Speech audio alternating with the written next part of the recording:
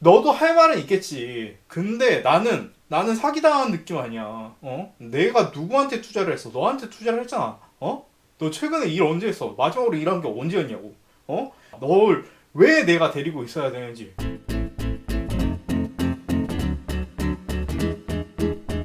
안녕하세요. 오늘 제가 여러분들께 보여드리는 제품은 바로 엘리트에서 나온 스테조 스마트라고 하는 G프트에서 여러분들이 조향을 할 수 있게 해주는 마법의 신박한 물건입니다. 과연 이 물건이 얼마만큼의 값어치를 하는지 한번 이야기를 해드리고 싶은데요. 네, 오늘도 좀 흑우 리뷰하는 것 같은데 그렇습니다. 일단은 간단하게 스펙부터 한번 나열해보죠. 일단 무게가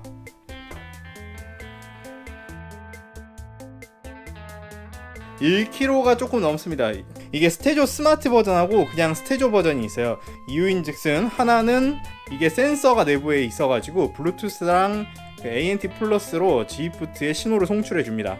그런데 일반 그 스테조 버전은 이제 이 밑에다가는 이걸 달고 이제 위에다가는 이런 스마트폰이나 이런 거를 달아서 그래서 써야 된다. 스마트 기능이 빠져 있다. 어떤 부분에서 스마트한지 잘 모르겠는데 센서 하나 달아놓고 스마트하다고 우기는 건 좀 양심이 아니지 않나? 바닥에 보면은 이렇게 바닥에 고정하기 위한 여러 판때기가 있고요. 이쪽에 이제 건전지가 3개가 들어갑니다. 3개가 이렇게 들어가고 건전지 고정은 조금 뭔가 마음에 뭔가 조금 불안하게 되어 있습니다. 이 나사로 고정을 할 수 있어요. 고정을 할 수 있는데 이렇게 쑥쑥쑥쑥 돌려주면은 뽑힙니다.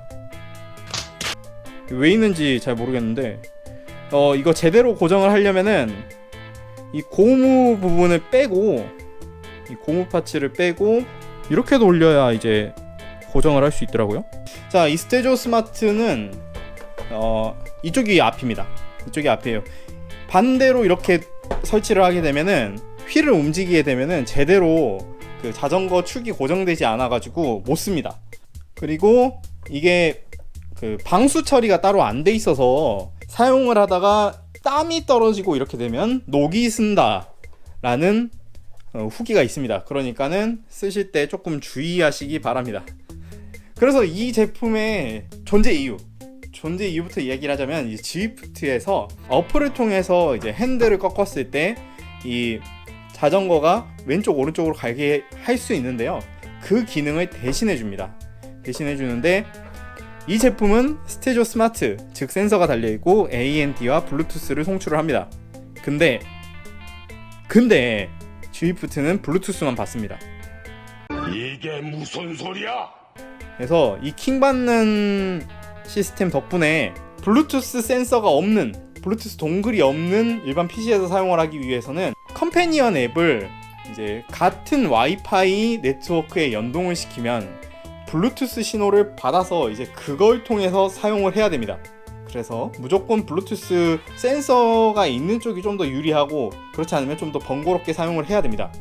이 제품 같은 경우에 이제 실제로 사용을 하게 되면 G프트 안에서 코너링이라든지 이런 부분에서 인코너를 들어감으로써 굉장히 다른 사람보다 조금 더 유리한 상황을 만들어낼 수가 있습니다. 단점은 이벤트마다 적용되는 경우가 있고 안 되는 경우가 있는데, 현재로는 안 되는 이벤트들이 대부분이고, 이벤트를 선택을 할 때 이 이벤트는 스테조 스마트를 지원한다는 아이콘이나 이런 것들이 없습니다. 그냥 보기에는 어떤 게 이런 스티어링을 지원을 하는지를 볼 수가 없습니다. 오로지 쓸 수 있는 건 이제 GHQ 퓨처웍스 이런 이름이 들어가 있는 이런 부분에서 사용을 할 수 있는데요. 네, 현재로서는 근 10만원 가까이 되는 이 제품을 사용하고 제대로 된 레이스나 이벤트에서 사용이 불가능하다 하는 점에서 구매를 하게 되면 개인적으로 좀 흑우가 되지 않느냐. 역시 1세대 제품은 믿고 거르는 게 아닌가 하는 생각이 들게 됩니다. 실제로 이 스테조 스마트를 페어링을 하게 되면 화면에 이렇게 내용이 나오는데요. 다른 사람의 레인을 비집고 들어갈 수는 없습니다. 비집고 들어갈 수는 없고, 드래프팅을 한다든지 이렇게 쓰기 위해서, 그래서 다른 사람들 이렇게 그룹이 있으면은 계속 비집고 들어가려고 핸들을 꺾어야 돼요. 장점은 이걸 사용할 수가 있으면은 앞서서 설명해 드렸듯이 G프트 안에서 인코너를 점유한다든지 뭐 코너 쪽에서도 유리하지만은 길막이 됩니다, 이게.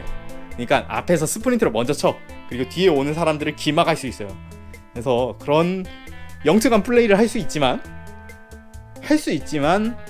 애초에 못 쓰는데 뭔 소용이야 이게. 그리고 이 스테디오 스마트의 단점 중에 하나는 딱 보시다시피 이 바닥보다 올라와 있잖아요, 높이가. 이거를 제가 재봤을 때 이 바닥보다 이 가운데 홈 높이가 약 3.5cm 올라오게 됩니다.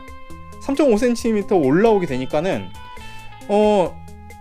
일단 수평인 바닥에다가 하면은 자전거 위로 올라와요. 뒤에 뭐 3.5cm 되는 판때기를 깔든지, 아니면 뒤에 5cm짜리 이제 고무 패드를 깔았다면 앞에 1.5cm 뭐 이런 책 같은 거를 깔아야겠죠. 웃긴 거는 이렇게 깔잖아요. 고정이 돌아갑니다.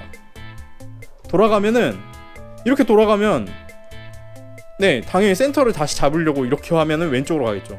참 여러모로 계륵인데 남이 먹다 버린 계륵을 먹는 느낌이고요. 일단은 이게 현재 G프트 말고 쓸 데가 있나?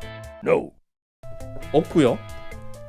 제가 이거를 위글에서 할인할 때 좀 샀는데 할인가에 샀음에도 불구하고 시계 흑우된 느낌을 버릴 수가 없네요. 그래서 혹시라도 이 엘리트 스테디오 스마트를 통해서 그 스티어링을 느껴보고 싶다 하시는 분들은 이제 G프트 퓨처웍스나 아니면 MTB 구간 뭐 그런 구간에선 쓸 수가 있습니다. 아니면 그냥 솔로 라이딩 이벤트 없이 그냥 라이딩을 하는 경우에는 쓸 수가 있어요. 이 제품 같은 경우는 굉장히 아이디어도 좋고 그 발 빠르게 나왔는데 이 높이 이슈라든지 그리고 G프트에서 실제로 사용할 수 있는 부분이 제한적이다는 게 굉장히 단점이고요. 장점으로는 G프트의 숨겨진 기능을 써볼 수 있다. 남들보다 뭔가 더 하나를 한 것 같다. 이런 느낌이고